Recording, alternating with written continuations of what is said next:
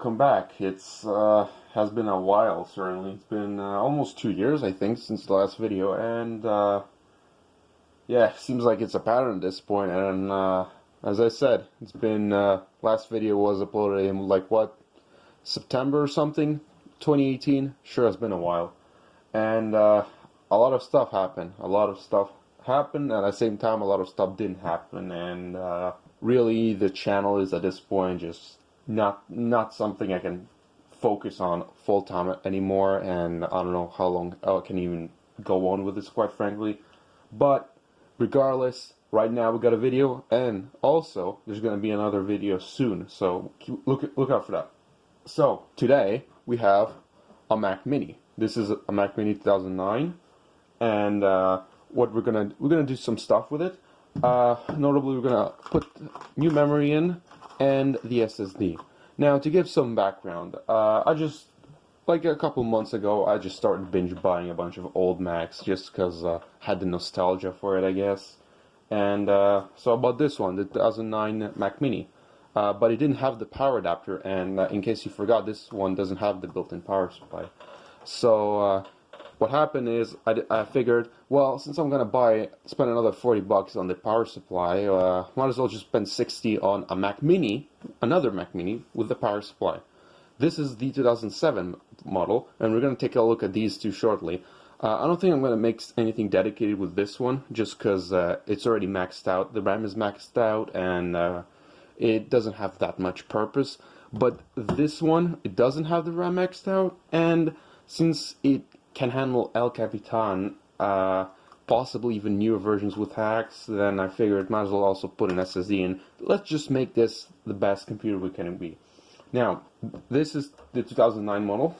As you can see, the ports here, this is the last plastic Mac Mini, the last one, and the ports also changed from the 2007 model, which we'll look at it a little bit later, I guess. And the 2009 Mac Mini is relatively similar to the MacBook I had in terms of power, etc. So I'm hoping that, you know, we can do something useful with it. So yeah, what we're gonna do first is we're just gonna do a little quick overview of the computer itself. So as I said, this is the last plastic Mac Mini. It has like this plastic shell and this, I don't know, I don't think this is aluminum, maybe it is, I'm not sure. And it has this rubber bottom, and you can't easily upgrade it, but I'll show you how it's actually done. Of course, optical drive at the front, all these old ones, but the most interesting stuff is in the back, because they actually changed since the 2007 version and the older Intel Mac Minis. So the 2009 Mac Mini, it has a power plug here. This is a proprietary plug, and just below the power button, Ethernet, of course, FireWire 800, I believe, and this one has two display outs. I believe it supports two displays. This is a mini DVI port, and this is a mini display port. Basically, the mini DVI is like this predecessor to mini display, so I guess they decided to just put both of them like as a transitional thing, and then there's 5 USB ports, obviously, as opposed to the older model, which has a FireWire 400 port, a single full-size DVI, and 4 USB ports. Of course, there's also audio jacks in and out, and can't unlock. They're pretty much, other than these few differences, all of the plastic Mac Minis are pretty much the same. So now I'm gonna open it up, and we're gonna put the SSD in and the RAM, and I'll show you how that's done. Alright, so as I said, unlike the newer Mac Minis, which has this rotatable plastic shell, this thing is not upgradable by default, or at least not officially upgradable. And the way to get in is a bit unusual, but I actually disassembled the 2007 one just as a test, and I should be able to figure out how to do this one. I think they're both pretty much the same. Generally, the tool that you want to use is something like this. Like, I don't know if this is the best stuff, but it's what I have at the moment. But of course, if that doesn't work, then there's other ways to open it. So yeah, let's try it out, I guess. Hope I can keep it at least mostly in frame.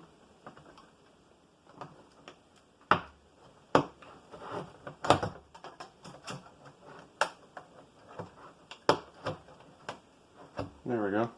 That was actually pretty easy, even easier than I thought.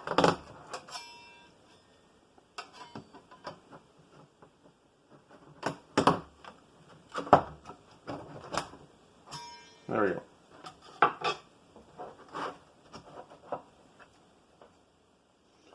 Alright. I'll try my best to keep this in frame, but it's not super easy either.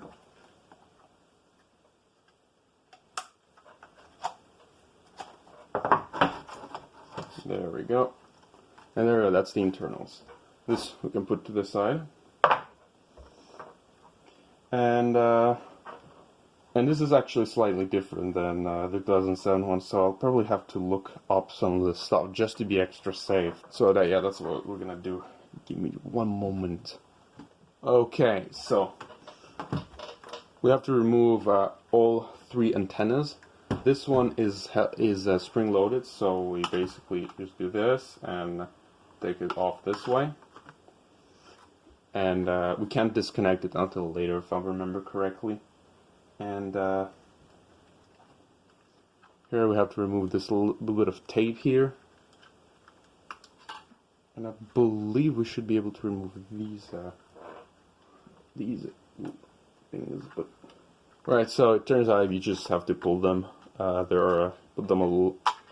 You have to use a little bit of force, so it's a bit scary. But all right, so that's done. Now you have to remove 4 screws on each side. So we're gonna do that right now.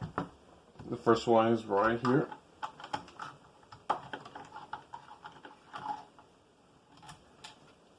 And I believe one of them is longer than the others. I think it's that one right here, but I'll double check that when we get there.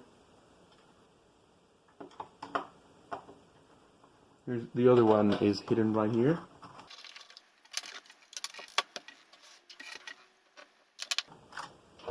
There's a third one. I believe this one is longer, but I might be mistaken. Yep, there we go. See? This one is a little longer. And that's the last one. And there we go. Okay. So now we should be able to remove the drive. And we have to unplug this cable, which is different. It's not...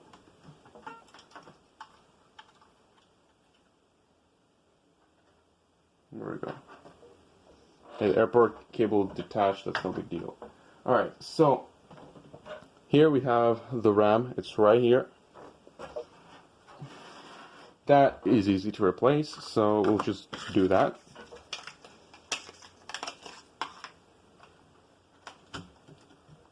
First we can remove the existing one. And this Mac Mini has 2 gigabytes of RAM, but it can go up to 4, I think, to 8 unofficially, but it's not worth going that high anyway. But 4 gigabyte is a good amount. So just checking the numbers, make sure that they're the same. And I believe that is the case. These are the PC3 8500 and DDR3. Unlike the previous one, which is DDR2, and they're both 2 gigabyte each. So open these, and we're gonna slide one at a time. First of all, this one.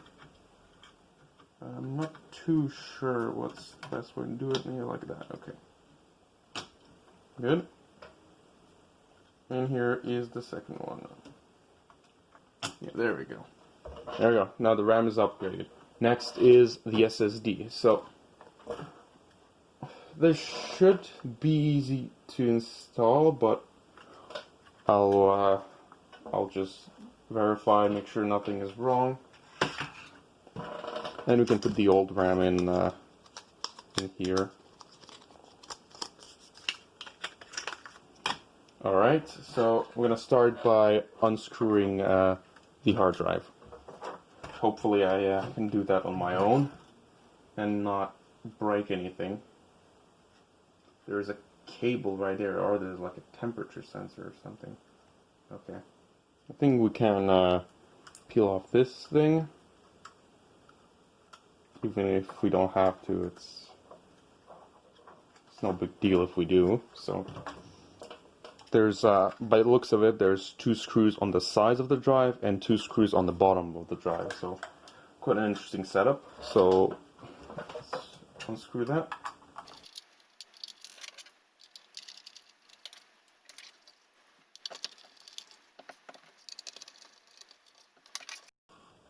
Alright, we've done that.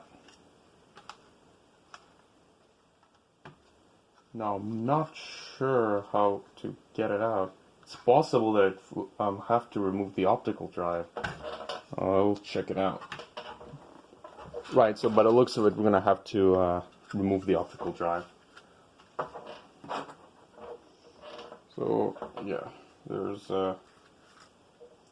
2 screws on each side.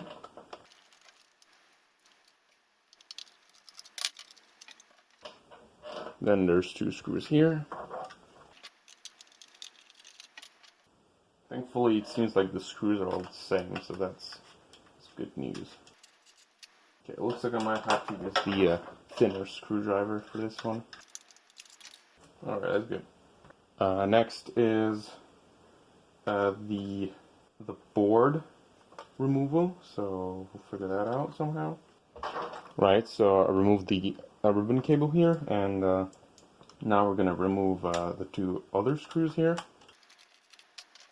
Yeah, it looks like all of the 6 screws are identical, which is very, very good. Have to unpeel this now. Alright, there we go, like this.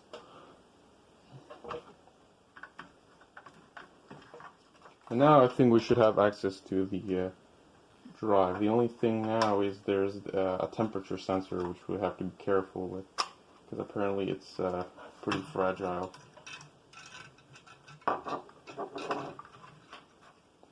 And there we go. This is board, and there's the control board, so we'll just unpeel this. There we go. That's the thermal sensor. And now there's the drive. This is, I believe, a 160 gig. Yep, a 160 gigabyte Hitachi drive, and haven't found any problems with it. So maybe I'll use it for something. But this is the SSD, Kingston.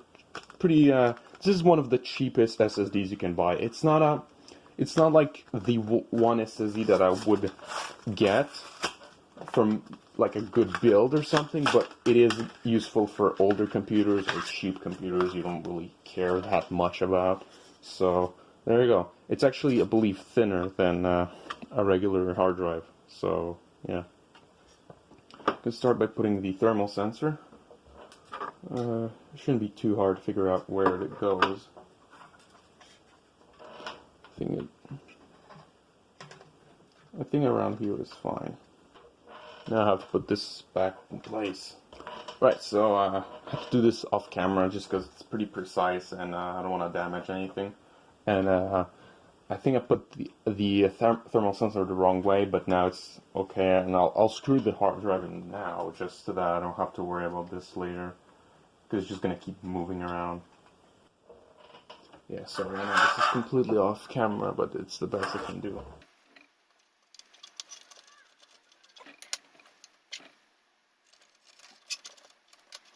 Okay, now we're going to screw these 2.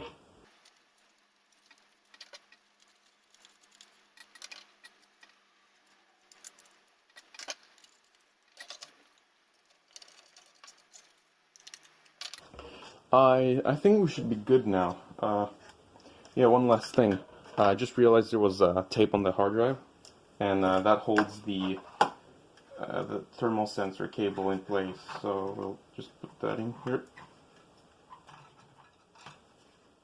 And there we go. Now we should be able to put the optical drive back in place. So, optical drive, I believe it goes something like this. There we go. It's pretty easy. Now we screw in these two screws, and then after that we're gonna put back the ribbon cable.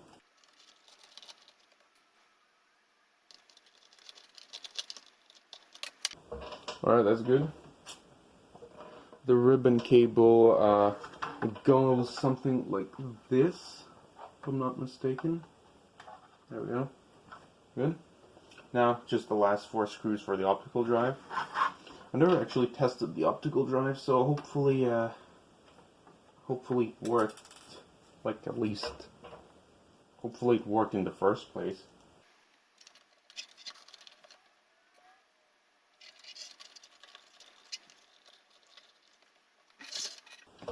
Alright, sorry, this one was a bit too hard to record, so yeah, I would just have one more and we should be good.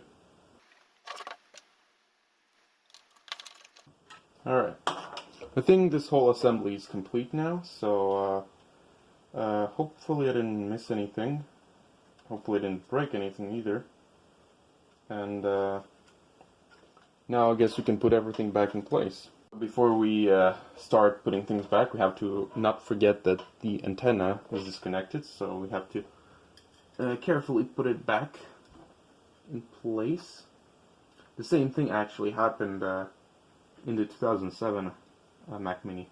When you remove the drive assembly, the airport card disconnects on its own, which is annoying. Alright, that's connected. Good. Now we can carefully start putting things back in place. Just want to make sure that it's properly aligned. Make sure there are no wires that are cut off anywhere. I think that's good. Right. Hang on, this is not quite aligned. There we go. There we go. This just snaps in right here.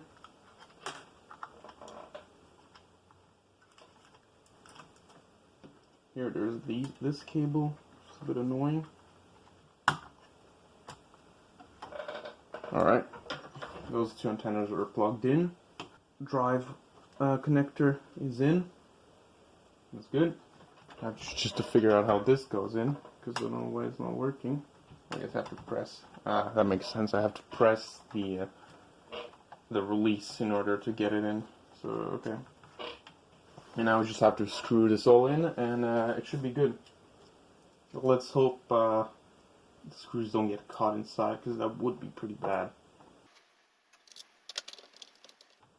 Yeah, that's the long screw. I think it's screwing in. Yep, there we go.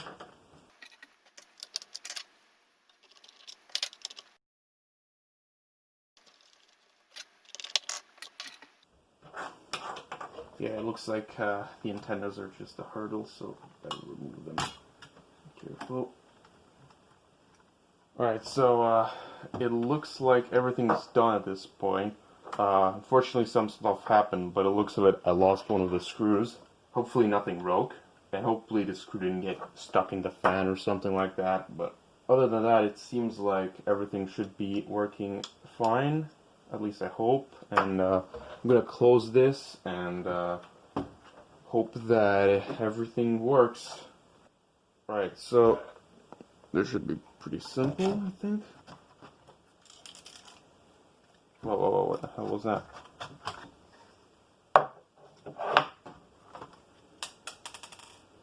There it is, that's the screw that was lost. Right, looks like I got the screw back, so now all 4 sides are screwed in, and everything should be good. Should be able to close this, and let's hope for the best.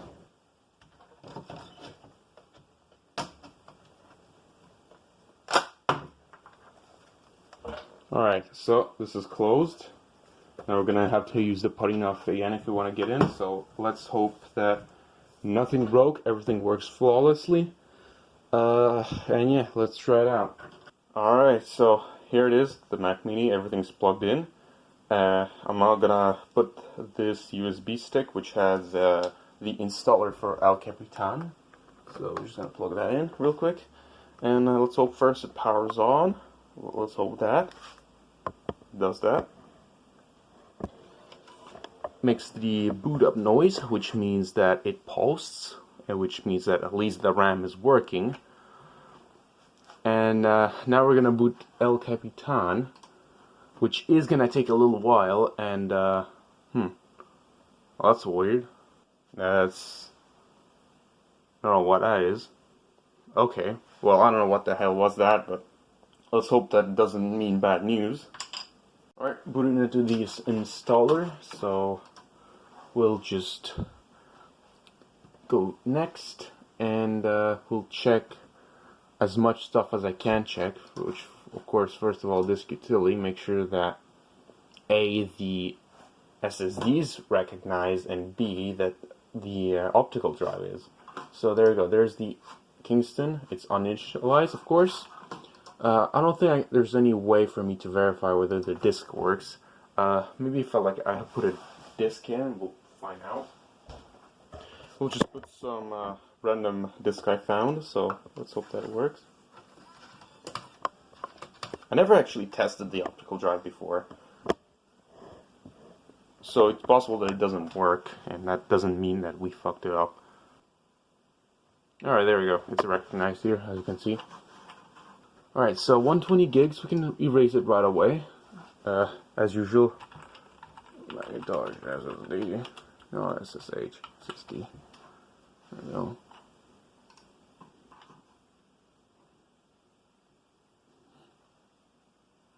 Hopefully you can see some stuff. So we can quit that. And see if there's any way for me to check how much RAM there is, or if the internet works. Right, internet does recognize at least. Not if Bluetooth works. We'll check that out later. Hopefully everything works. So we're just gonna install as usual. We're gonna agree with that to the SSD as usual. And now nothing is really gonna happen. We're just gonna wait. Alright, so it rebooted while I was away, so guess I missed that. But now I think it should be continuing the install, which text should appear like sometime soon. I don't know. I guess I should point out that the Mac Mini is pretty quiet. But I can barely hear it, and now that there's no hard drive as well, it's definitely gonna improve the experience. I don't know if the progress bar is even moving at all. Cursor is there. There we go. So this is what I was talking about. Now it's installing. About 20 minutes remaining. I don't know if that's accurate or not, but we'll just let it do its thing, and I'll keep recording later. Alright, so just the moment I turned the display back on, the computer seemingly restarted. So yeah, now it's booting up for I assume the first time now. Fading to black for some reason. I don't know why. There you go. So, setup time. Keyboard, I'm gonna go with US. Internet works, that's good. Let me enter my password.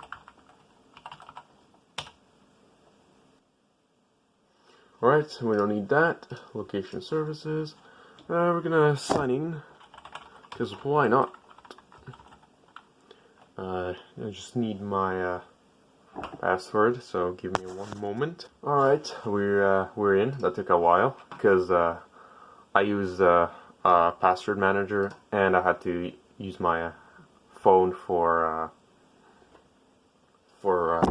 two-factor authentication. So we're just gonna go the account, just my first name only. That's fine. It already has my profile picture, which is really nice, and that's good.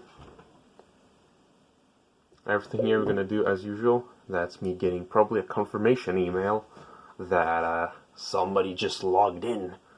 iCloud setting up, of course. It's taking a while. It wants my other password, which is the exact same, yeah, for my MacBook. I don't need to find my Mac. It's a desktop. I'm not going to lose it. Let's turn that off, and we're done. Now here comes the moment of truth, which is when I find out if anything broke. Hopefully not. And there we go, that's the desktop. Let's go right away with about this Mac. 4 gigs of RAM. I don't know if you can see, but there we go. My display, storage, 120 gig. Okay, that's good. Is Bluetooth working? Yep, by the looks of it, it seems to be working. I don't know if there's a way to verify for sure. Could go with system report. I'm just checking this, by the way, because I know that I unplugged some of the antennas and stuff. So yeah, well, good news. By the looks of it, everything's working. So now here we go. We have a full desktop, and I guess we could install some stuff, do some updates. That seems right. But it's already at 11.6, so we're just gonna go straight to the App Store and update everything we can. You know, it's a bit unusual actually. Like, I haven't seen this El Capitan on the big screen like this. I only installed it on the laptop, so it's a bit of an experience. This isn't too laggy at least, so that's good. And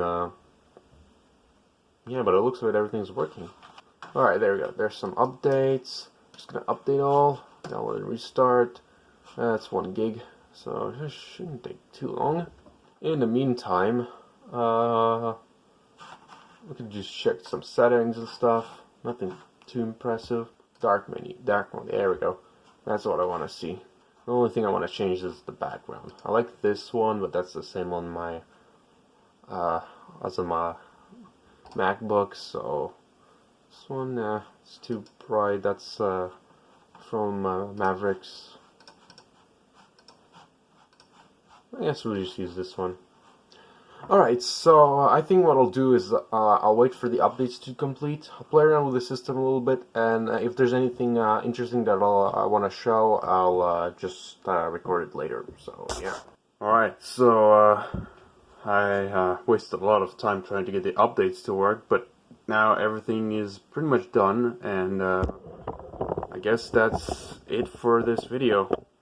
So yeah, we're done with the upgrades now. So this Mac Mini now is has an SSD, more RAM. That's great, and I don't know if I'm gonna find a use for it, but hopefully something is gonna come up. In any case, thanks for watching, and I'll see you soon.